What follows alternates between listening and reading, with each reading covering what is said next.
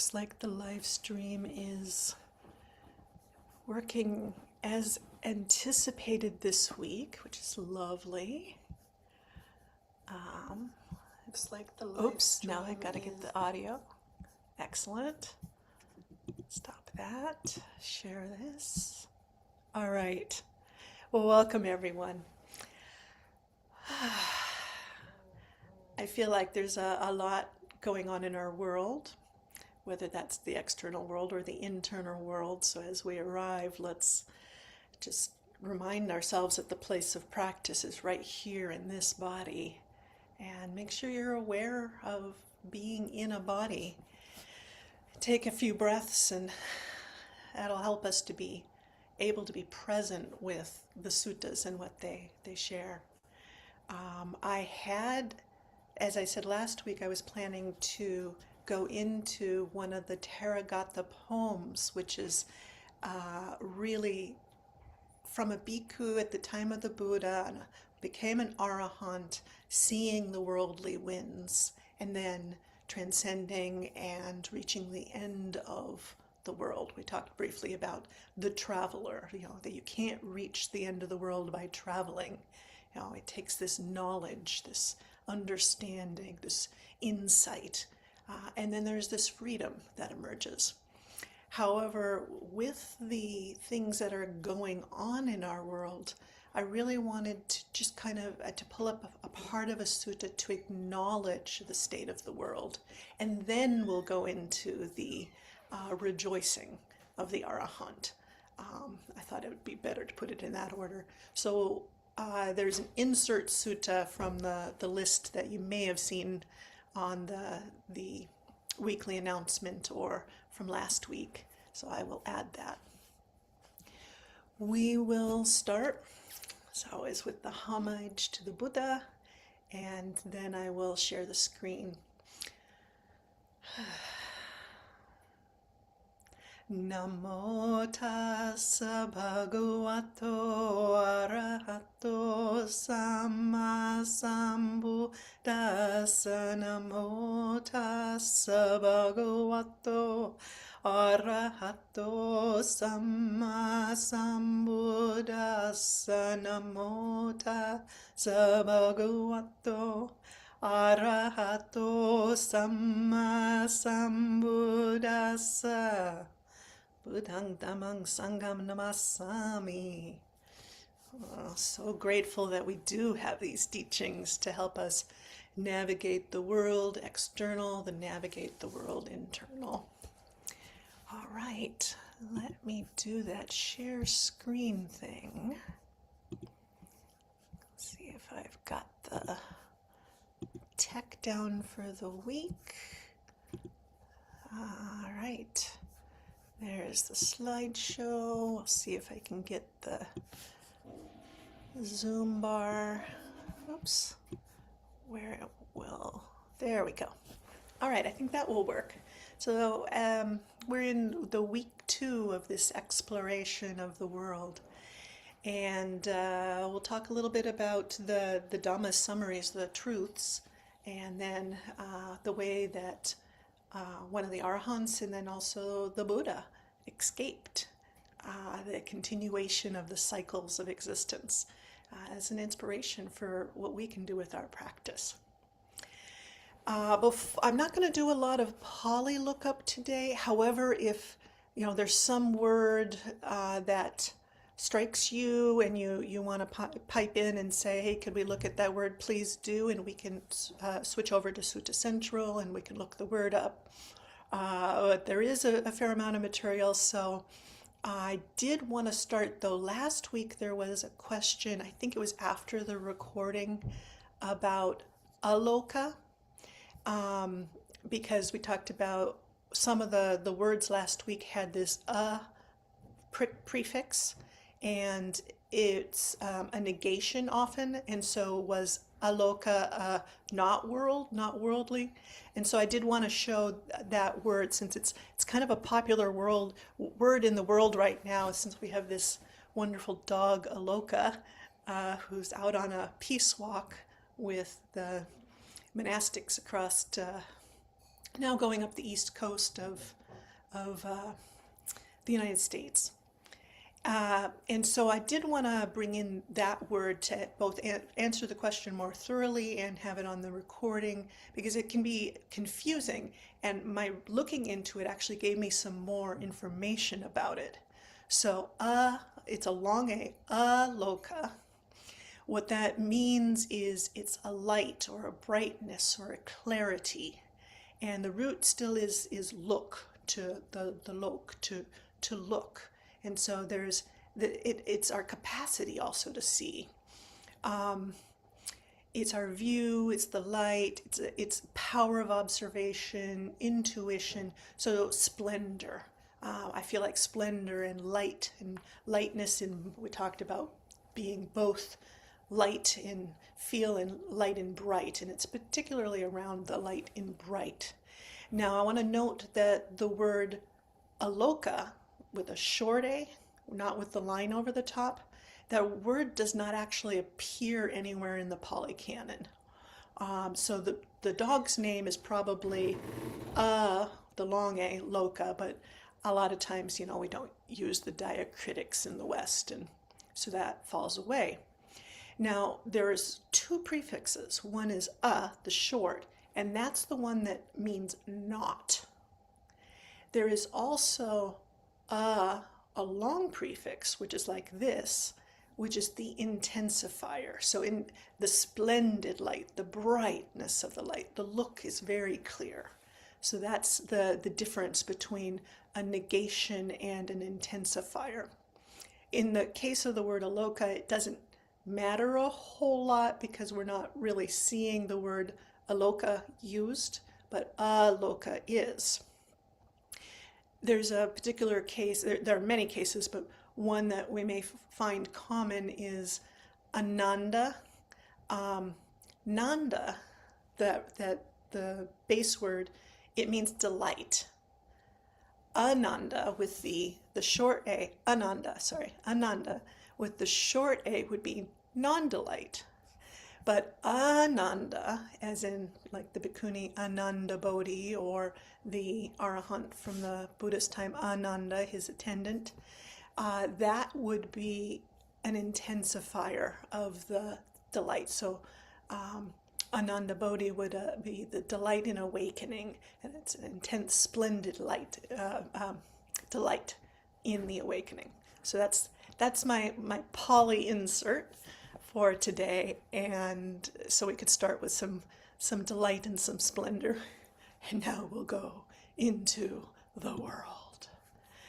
Last week we looked at some suttas that kind of were the overview of that it's the six sense spaces, the three poisons, and we've got the worldly winds, and this is the nature of the reality we're in. And so today I had planned to start with the Theragatha poem, but I want to insert this extract from Majjhima Nikaya 82 about the fragility of the world. And then we'll see if we can get to the Buddha's understanding and the realization. And we'll continue next week with this same theme. So, this is something that we chant occasionally here. It's in a couple of books, but this is the one we have here, which is from Wat Metta Thanissaro Bhikkhu's monastery. And it's a chant that we do to really remind us of the Dhamma summaries. And I have it here, but I'll chant it with the Pali and the English, so you can just kind of feel the gravitas, the real like Dhamma of this chant, of like just a reminder of the world that we're navigating. So I'll in the book, the Pali comes first. On the screen, you see the English first. Upaniyati loko, the world is swept away. Aduvo, it does not endure. Atano loko, the world offers no shelter. Anabisaro, there is no one in charge. Asakoloko, the world has nothing of its own. Sapang pahaya gamaniyang, one has to pass on, leaving everything behind. Unho loco, the world is insufficient. Atito, insatiable. Tanha daso, a slave to craving.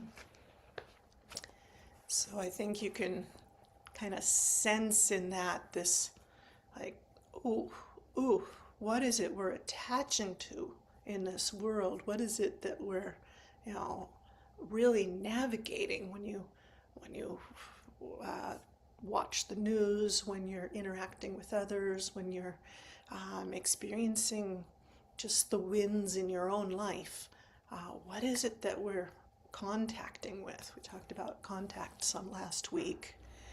And so we're going to look a little bit. This appears at the end of the Ratapala Sutta. And before that is about Ratapala's going forth. And at the end of the sutta here, he's talking with a king. And the king is asking him, hey, you're young and good looking and strong and got a rich family. And, why would you go forth? And this is Ratapala's answer. He's like, I heard the Dhamma summaries, and it really encouraged me to stop this cycle of samsara, to stop buying into this world that keeps sweeping everything away. So we'll look a little bit at the discussion, and do feel free to stop, ask a question that's related directly to the text, if there's anything that's unclear, and then we'll save the more reflections and the Q&A and any side things we'd like to look into for at the end, and also for the group that's here after the recording. All right, so first, if you want to raise a digital hand or just put a thumbs up. Yeah. Anyone experiencing the world as it being swept away, or seeing the sweep? I mean, literally, we have, yep. I'm getting some symbols showing that yes, indeed, people are seeing this is part of what's going on in the world. So, this end of the Ratapala Sutta, and the king starts. He's asking, now that he's heard these four summaries, he's asking Ratapala about it, and Ratapala is going to give him kind of a response as to what is really meant by this. Master Ratapala, you say, the world is swept away. It does not endure. Now, how is the meaning of this statement to be understood? And this is Ratapala's response. What do you think, great king? When you were 20 or 25 years old, an expert elephant rider, an expert horseman, an expert charioteer, an expert archer, an expert swordsman, were you strong in arm and strong in thigh, fit and seasoned in warfare? Why, yes, Master Ratapala. When I was 20 or 25 years old, I was strong in arm and strong in thigh, fit and seasoned in warfare. It was as if I had supernormal power. I do not see anyone who was my equal in strength. And what do you think, great king? Are you even now as strong in arm and strong in thigh, as fit and as seasoned in warfare? Not at all, Master Ratapala. I'm now a feeble old man, aged, advanced in years, having come to the last stage of my life, 80 years old. Sometimes thinking, I will place my foot here, I place it somewhere else. It was in reference to this, great king, that the Blessed One who knows and sees worthy and rightly self-awakened, said, "The world is swept away, it does not endure."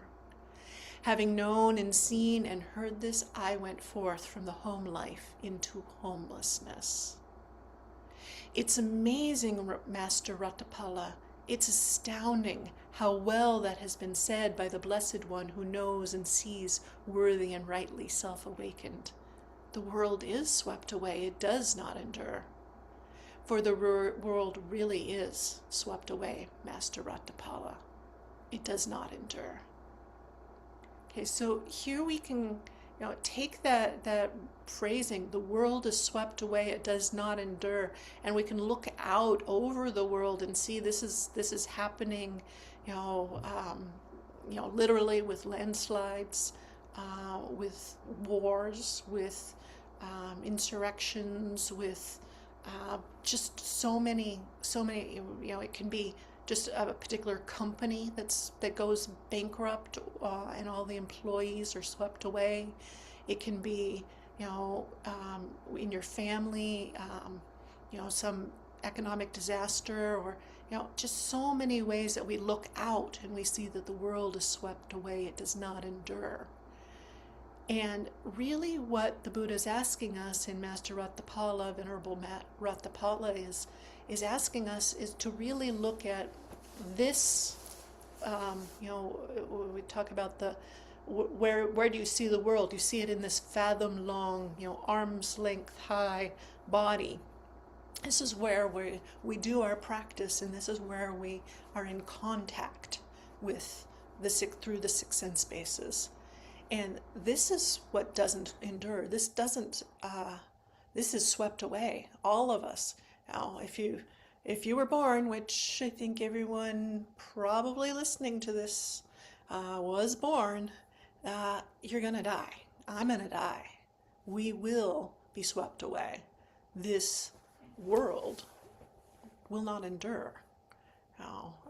There's in the five recollections of aging, sickness, and death. And so here this great king, who I don't think is named in this, I don't remember actually. I'll have to check that later. Always one more little thing to look at and explore is,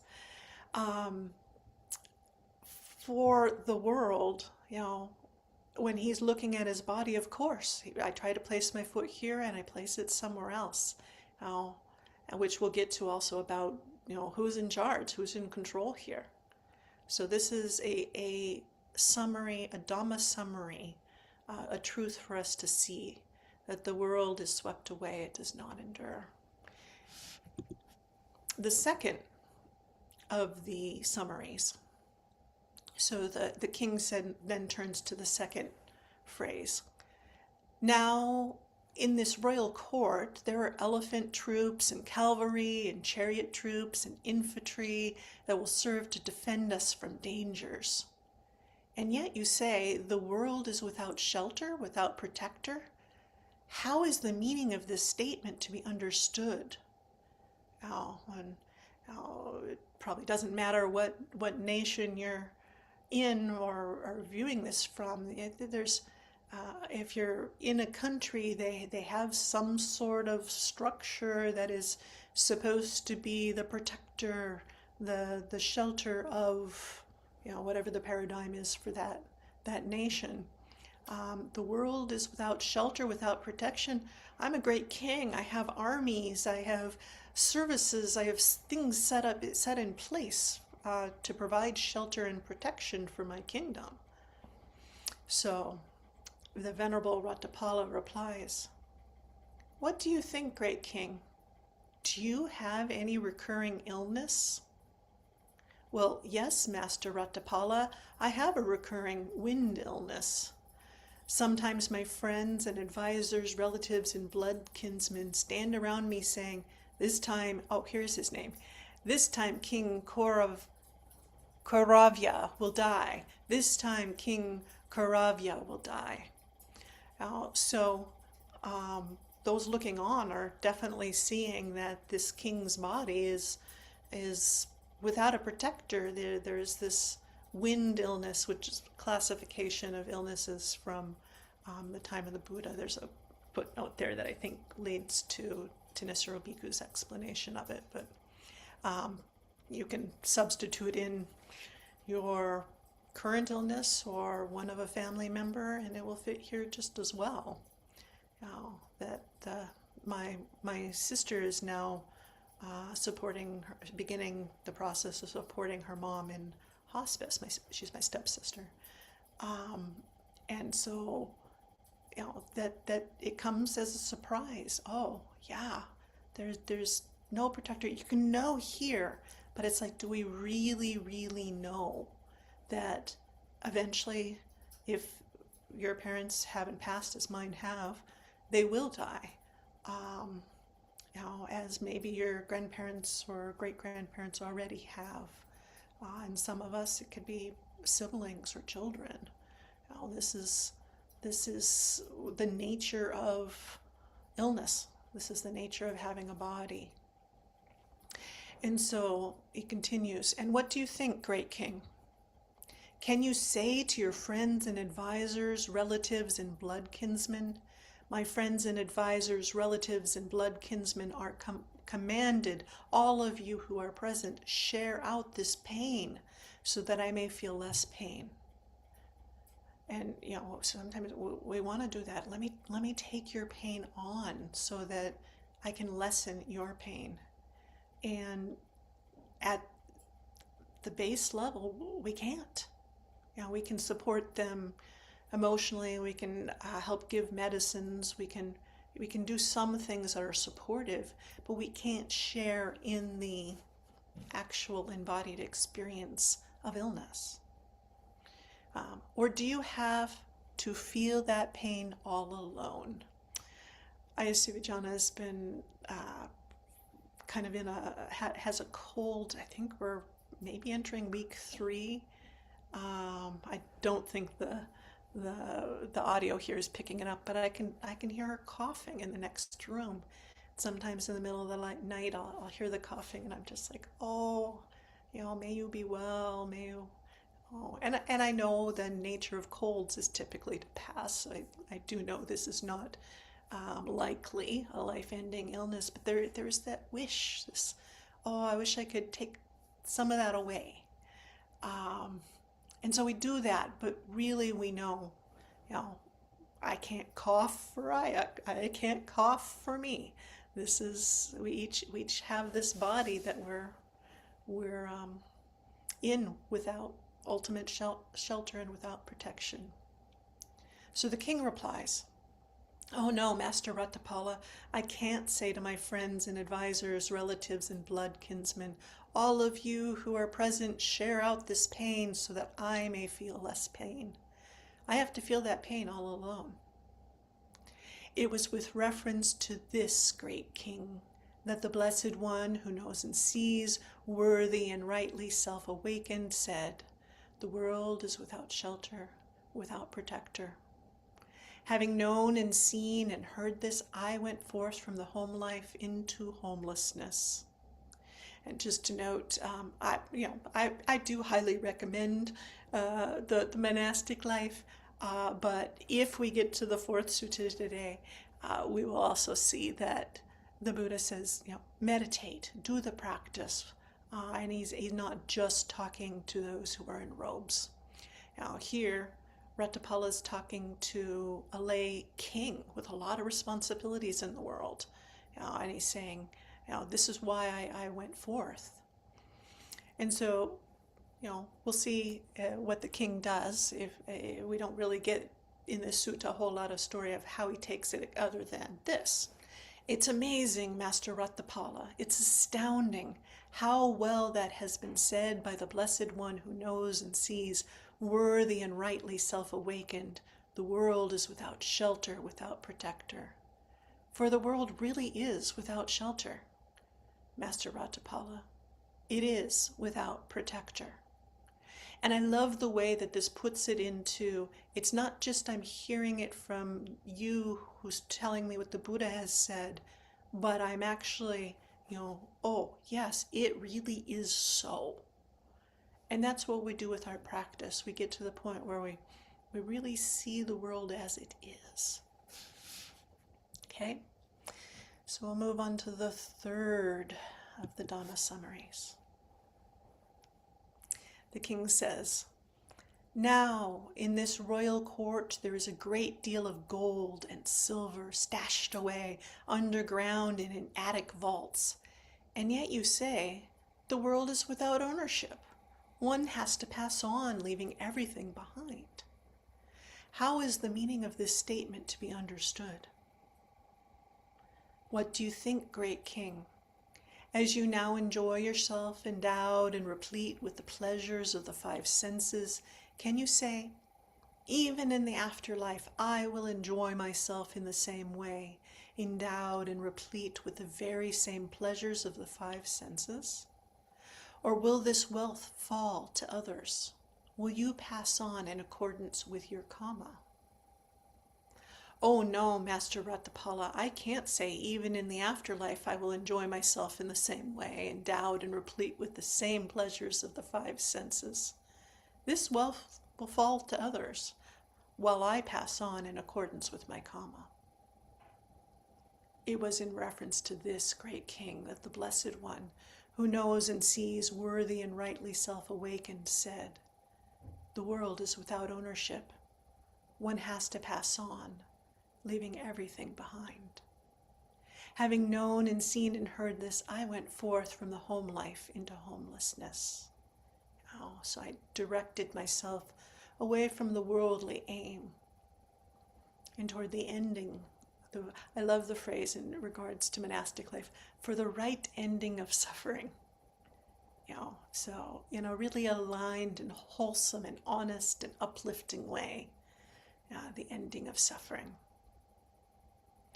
It's amazing, Master Ratapala, it's astounding how well that has been said by the Blessed One who knows and sees, worthy and rightly self-awakened. The world is without ownership. One has to pass on, leaving everything behind. For the world really is without ownership, Master Ratapala. One has to pass on, leaving everything behind." And we don't really know the timing of that for most of us most of the time. What are we doing in our creation and cultivation of our karma? How are we aiming so that if there's another birth, that it's got the kind of wealth in it that will be supportive for us? So that's more of the concern that we're with in our practice. And the fourth one, now, Master Ratapala, you say the world is insufficient, insatiable, a slave to craving. How is the meaning of this statement to be understood? What do you think, great king? Do you now rule over the prosperous country of Kuru? That is so, Master Ratapala. I rule over the prosperous country of Kuru. What do you think, great king? Suppose a trustworthy, reliable man of yours were to come to you from the east. On arrival, he would say to you, "May it please your majesty to know I have come from the east. There I saw a great country, powerful and prosperous, populous and crowded with people. Plenty are the elephant troops there, plenty the cavalry troops, chariot troops, and infantry troops. Plenty is the ivory work there, plenty the gold and silver, both worked and unworked. Plenty are the women for the taking. It is possible, with the forces you now have, to conquer it. Conquer it, great king. What would you do?" See how this advisor is just playing right into, you get this great army, you get all these natural resources, you even get to take all the women. We could have discussions about that, but that's, this is just the aim, and we still see this in the world today. Conquer it, great king. I'm not going to make any particular analogies with anyone, but you can look at some of the world leaders today, and they're holding this kind of attitude. Having conquered it, Master Ratapala, I would rule over it. Now what do you think, great king? Suppose a reliable man were to come to you from the west, the north, the south, the other side of the ocean. On arrival, they would say to you, conquer it, great king. What would you do? I would rule over it too. It was in reference to this great king that the Blessed One who knows and sees, worthy and rightly self-awakened, said, the world is insufficient, insatiable, a slave to craving. Having known and seen and heard this, I went forth from the home life into homelessness. It's amazing, Master Ratapala, it's astounding how well that has been said by the Blessed One who knows and sees, worthy and rightly self-awakened. The world is insufficient, insatiable, a slave to craving. For the world really is insufficient, Master Ratapala. It's insatiable, a slave to craving. So here we have, this amazing, deep look at the actual nature of our world. And this Ratapala's response is, so I made a choice to direct my life towards true seeing, towards the practices that were liberating and not perpetuating the cycles of this kind of world. And the Ratapala then has a poem at the end, and I believe this is also very much like his Theragatha poem, his enlightenment poem. So I didn't do a comparison. I'll probably do that later, now that I also am feeling healthier, have some more energy to look into the suttas. So I'll just read the poem, and then we'll get to the other Thera, the elder, and the poem that I mentioned last week. There's a lot of poetry this week. I think the world can use some poetry to help us along, to both see things as they are and also find the enrichment, that inspiration that can lead us forward too. Okay, here's the poem. I see in the world people with wealth who, from delusion, don't make a gift of the treasure they've gained. Greedy, they stash it away, hoping for even more sensual pleasures. And as I'm reading, you can just kind of survey your own life and the lives of the people around you and on the news and out into the world. See, do you see any of this? Does this make sense? Greedy, they stash it away, hoping for even more sensual pleasures. A king who by force has conquered the world and rolls over the earth to the edge of the sea, dissatisfied with the ocean's near shore, longs for the ocean's far shore as well. Kings and others, plenty of people, go to death with craving unabated, unsated. They leave the body behind, having not had enough of the world's sensual pleasures. One's relatives weep and pull out their hair. Oh, woe, our loved one is dead, they cry. Carrying him off wrapped in a piece of cloth, they place him on a pyre and set him on fire. So he burns, poked with sticks in just one piece of cloth, leaving all his possessions behind. They are not shelters for one who has died, not relatives, friends, or companions. His heirs take over his wealth. The being goes on in line with his karma. No wealth at all follows the dead one, not children, wives, dominion, or riches. Long life can't be gotten with wealth, nor aging warded off with treasure. The wise say this life is next to nothing, impermanent, subject to change. The rich and the poor touch the touch of death. The foolish and wise are touched by it too. But while fools lie as if slain by their folly, the wise don't tremble when touched by the touch. Thus, the discernment by which one attains to mastery is better than wealth, for those who haven't reached mastery go from existence to existence, out of delusion, doing bad deeds.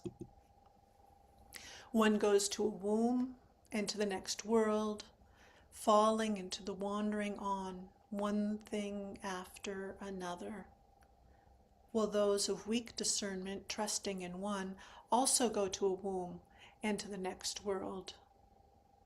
Just as an evil thief caught at the break-in is destroyed by his own act, so evil people, after dying in the next world, are destroyed by their own acts.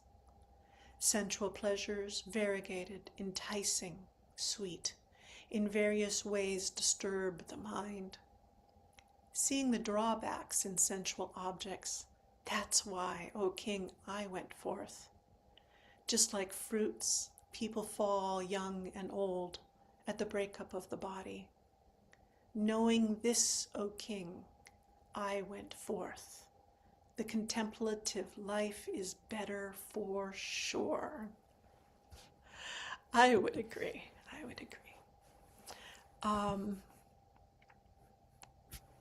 Back up there. In this poem, let's see. In this poem, it talks about, when one passes on, then the heirs take over their wealth. And the heirs continue, with the cycle. And then they lose it, and it goes to their heirs, and then they lose it because they're dying, or they lose it because they lose it, and then it doesn't go to the heirs. So these are the winds within the gain and loss within life. And in the Theragatha poem that I had intended to start with, the uplift, which we're getting to, this is the case. So we'll go to that Godatta Thera. And Godatta Thera was in a wealthy family, and I got the understanding that this was kind of the family business. They were caravan leaders. They carried wealth, and when Godatta's father died, he ended up inheriting and being the primary leader of the caravan. And then one day, while they were out, one of the oxen who pulled the carts fell. And this oxen had been in service for, probably most of that ox's life. And when the ox was fallen, the drivers of the vehicles tried to get the ox to stand up, and it wouldn't or couldn't. And Godatta struck the animal. And then, whether this actually happened or it was just an impression that landed on Godatta, the ox assumed a human voice and chided, reprimanded Godatta, and pointed out how ungrateful Godatta was for all the service that the ox had provided. And Godatta was very moved by this, and so he ended up it's one of those aha moments that sometimes we have in life where it's like, oh, this path I'm leading. I often had said to people, I had a good lay life. My lay life was not a bad deal. Of course, it had its ups and downs and things, but in general, I'd kind of arrived at, what society said was a good spot with a good job and friends and, family and cats and pets and, and hobbies, and I was doing well. And yet there's this point where you say, oh, I'm going to renounce this so that I can take up a path that is liberating. And that's what happened for Godatta when he joined the bhikkhus at the time of the Buddha. He did see through the worldly winds, which we talked about last week. and came to that happiness that is possible. So let's look at Godatta Thera's Enlightenment poem. Take a Kleenex here. Okay. Godatta Thera's poem. And Thera means elder. So this is one of our elder bhikkhus. Elder, not necessarily in years, but in attainment here. So Thera is used in the term of respect, because some of the enlightenment poems, they actually may have enlightened quite early in their monastic life, but this is a term of respect that's used. For the bhikkhunis, it's called Thera and Teri. So here's the poem. Those who in suffering and in happiness and in the middle have overcome the weaver, they stand like Indra's pillar, neither elated nor downcast, not to gain nor loss, nor to fame nor reputation, not to criticism nor praise, not to suffering nor happiness. The wise cling to nothing, like a droplet on a lotus leaf. They are happy everywhere and victorious everywhere. There's legitimate loss and there's illegitimate gain. Legitimate loss is better than illegitimate gain. Okay, so this is the point at which I want to... I used this poem for last Thursday's reflection, that people could just hear it and some reflection and then meditate. So I think that Mudita's probably got that up now. I had a recording issue. So if it's not up, it'll be up soon. But what we didn't do on Thursday was to kind of go into these stanzas about legitimate and illegitimate and what does that mean. Just on Thursday, it's just sitting with the words. But let's look into it a little bit more here. So we see, and I had meant to put a chart in here, and maybe I'll add that later if these slides are used. So you could see it as there's loss and gain, and there's legitimate and illegitimate. And by that I would say that's skillful and unskillful would be another way to look at that. Aligned and unaligned, wholesome, unwholesome. So you can kind of see it as these quadrants of there's wholesomely won gain. And of course, that's great, you know, it can be very useful to be supported in that way. And there is unwholesomely, here, this way, unwholesomely achieved, or here the translation's illegitimate, Bhante Sujato, illegitimately gained gain. And of course, it's pretty easy to see that the legitimately gained is better. Then there's the loss, there's the legitimate loss. Of course, it's the unfolding, it's natural, it's appropriate. Let me see here. Okay, yeah. And, oops, sorry, I'm trying to move things on my screen so that I can see people as they emerge. And in that, there's the legitimate loss. My behaviors were wholesome and loss occurred. And then there's illegitimate loss. And in that case, most people are like, oh, well, they got what they deserved. And they lost it. So, or they went to prison, or they, no longer have that job because of their behaviors. And so we're typically not concerned so much with gains from what we did that was wholesome and losses from what was unwholesome. But here, this is always going to be looking in this poem at the pair of, well, which is better? A legitimate loss, something that I was behaving in a wholesome way but loss occurred, or an illegitimate gain. I got the wealth, but I had to act nasty to get it. And here it's saying the legitimate loss, the legitimate loss is better than the illegitimate gain. And it's not the ends justify the means. And that's the big message that Godatta came to the understanding of, and that he's expressing in this poem. So he's not acknowledging, he's not bringing in those other ones, not because they're not a part of our world system, but because here he's talking about the insight he's come to. So the next set is, there's fame of the unintelligent.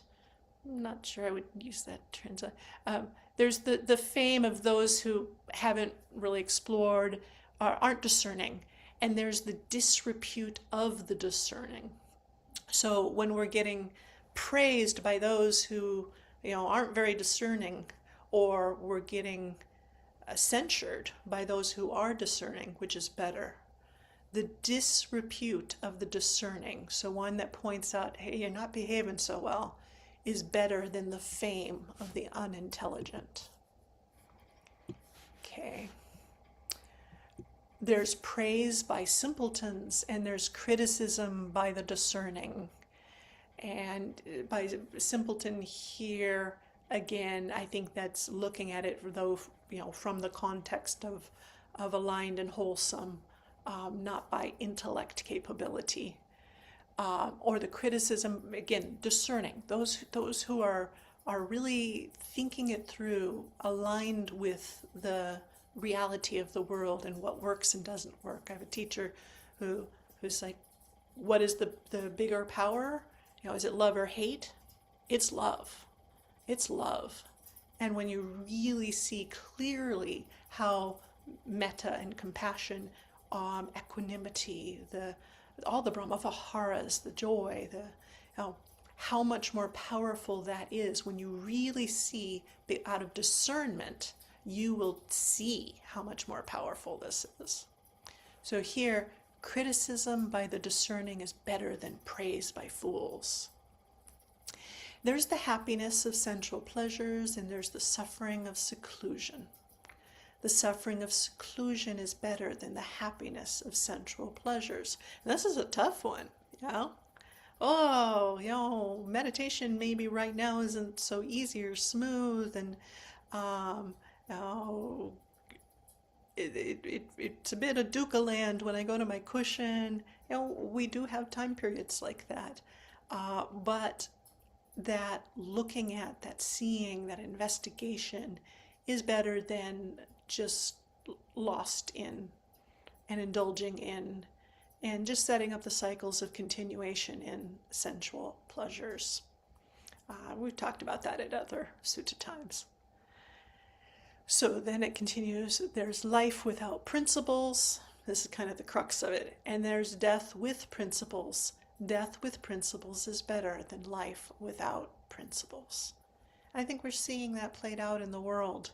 It's still a tough one. It's still, not an easy thing to be working with.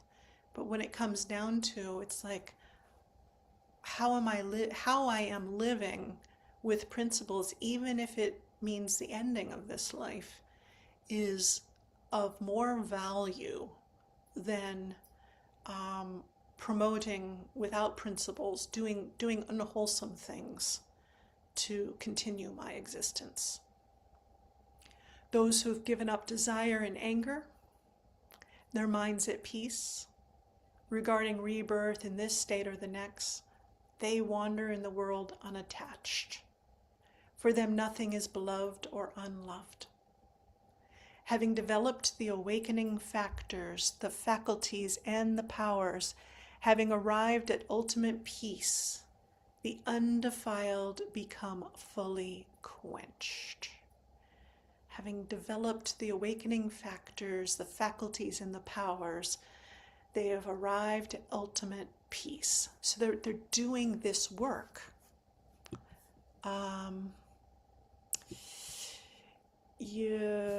I unfortunately, we've got 10 minutes. We're not going to go into the next suttas because we only have 10 minutes left. And I need to stand up for a moment. I am going to, can I pause the live stream? I think I can pause. No, that's just the screen sharing. All right. I'm going to go off camera for a minute and I will be right back. And then we will open up for a conversation. So sorry about that. That's just the nature of.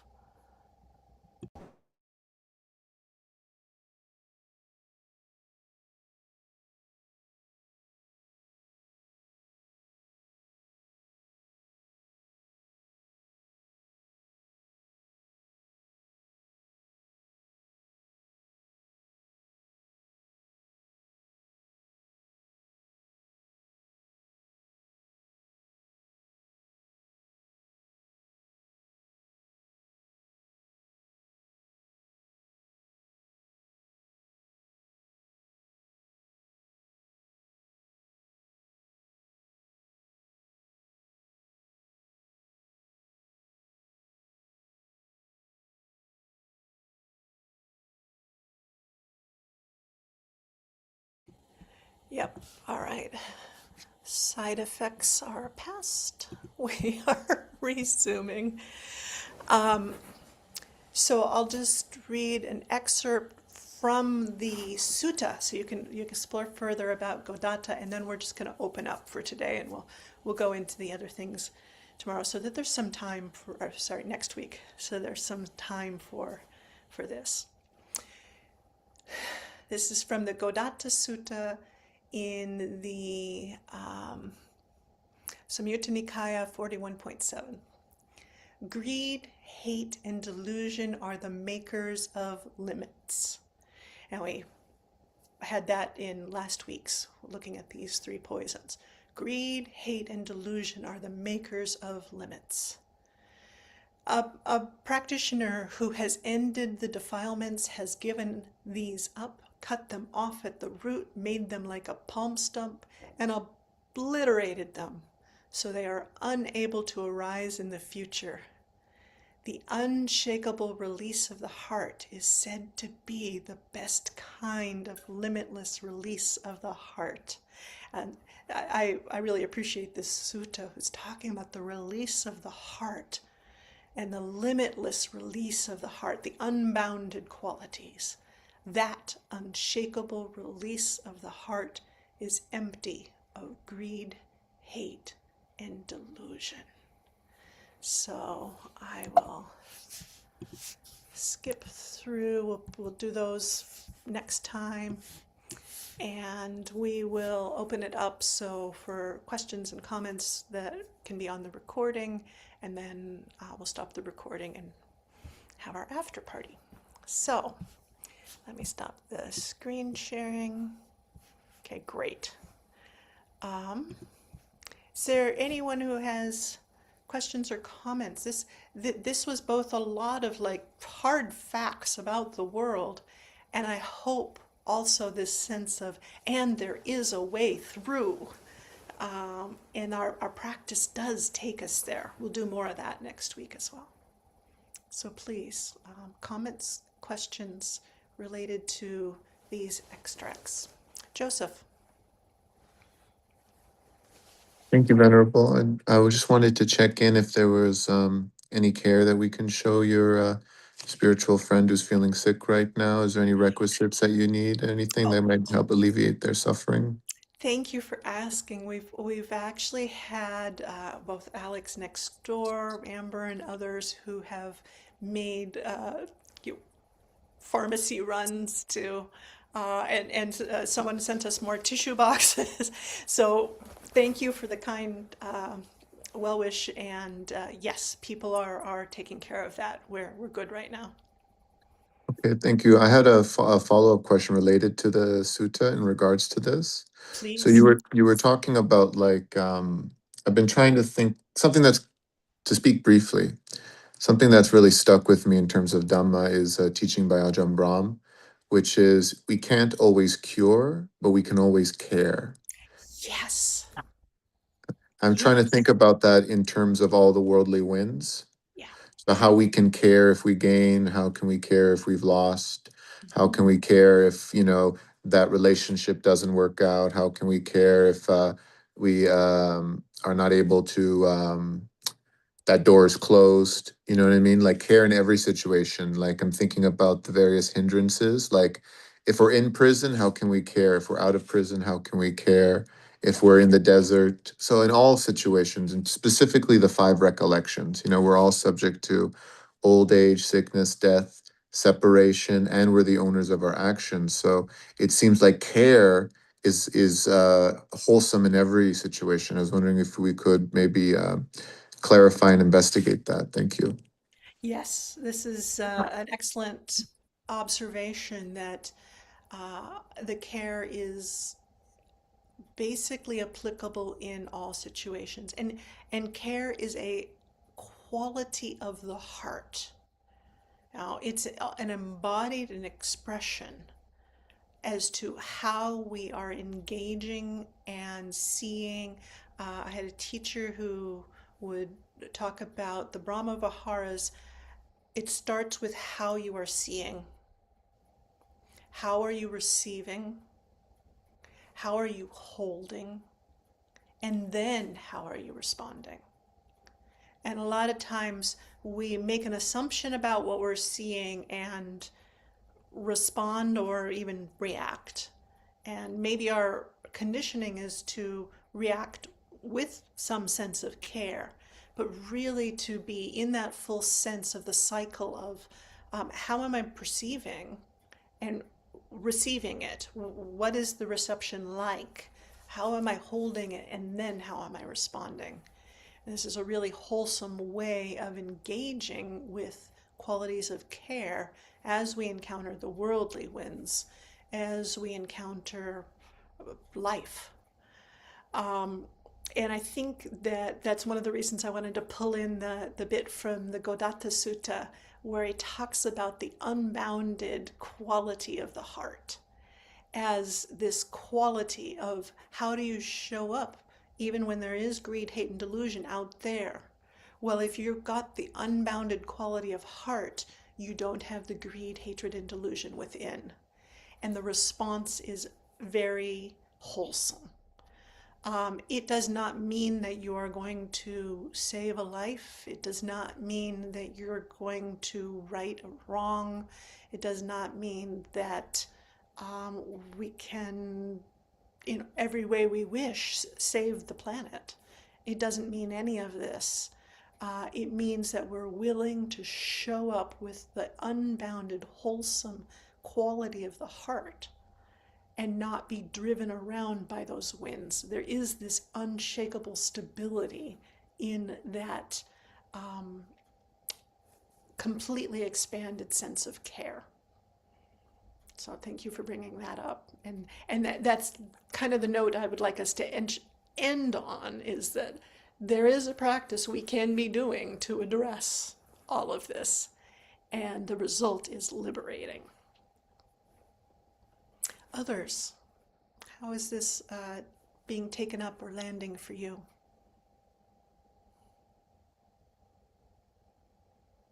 Anyone only see roses and butterflies and goodness and, you know, total kindness in the world, and you want to keep coming back and being a part of it? I'm not seeing any hands up. Yeah, yeah.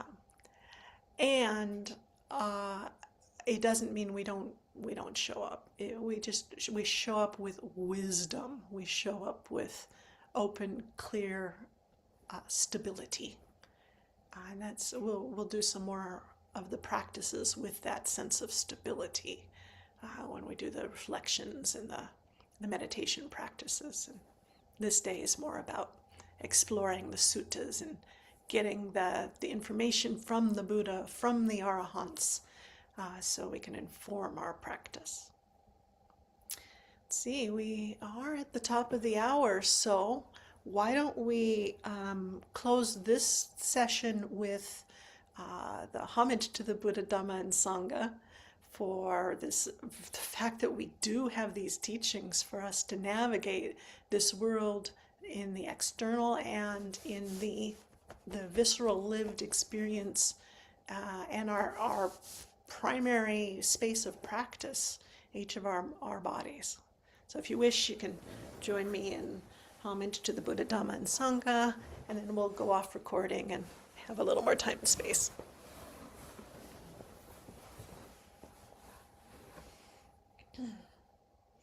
Arahang Samha Sambuddho Bhagava Buddhang Bhagavantang Abhivademi Svakato Bhagavata Dhammo Dhammam Namasami Supatipanno Bhagavato Savaka Sangho Sanghang Namami.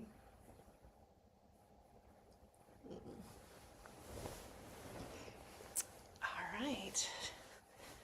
We'll be back on more of the world next week. I'm going to turn the record or the live stream off now.